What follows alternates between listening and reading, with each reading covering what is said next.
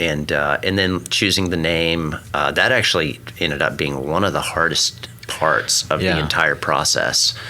It turns out, with 6,000 breweries at the time, now there's like 9+. Everyone's got something brewing. Yeah, right? it's there's not a whole lot of all the obvious ones are taken. Right. And you don't want to go too weird, and then it turns out even if you have to take into account wineries and distilleries and even some bars, if they have the same name, you can't overlap. So I used a trademark attorney, and so I would send her a list of like 5 names, and she would be like, nope.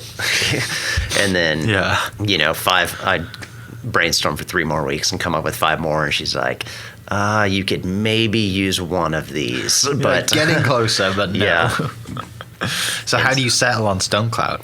So I really, having the mountains be such a giant part of my life out in Colorado, I really wanted to draw at least some inspiration from the mountains for the name. And I was reading a climbing book. It's this book about climbing desert towers, which is my favorite type of climbing. It's basically sandstone towers, like out in arches and canyonlands and that sort of thing. Old Western movies type John Wayne stuff. Absolutely. Like the red kind of stuff. So that's, in my opinion, that's the end all be all of climbing, is climbing sandstone towers out in the desert. The thing I think of when you say that is that scene in, it might even be Mission Impossible 1, when he's like, Tom Cruise is on the...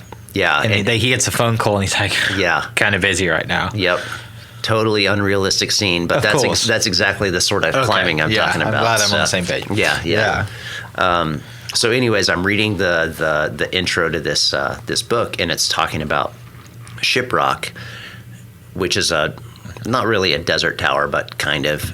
And he's talking about it, and he said, it rises from the plains like a cloud made of stone. And I'm like, oh, that's like really cool imagery. And then just kind of started thinking about it more and more, and thought about being up in the mountains. And when you're really high in the mountains and you're in a range, you can look off in the distance and you see like mountains and mountains and mountains, and like they're distinct layers based on the distance they are away from you.